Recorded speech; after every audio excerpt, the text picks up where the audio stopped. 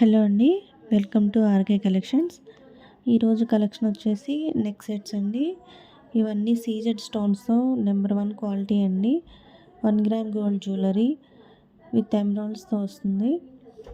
చూడండి, ఇవన్నీ neck sets ఏనండి. అంతా కూడా silver white stones, CZ stones అంతా వేసుకుంటే చాలా లుక్ డిగ్నిఫైడ్గా ఉంటుంది.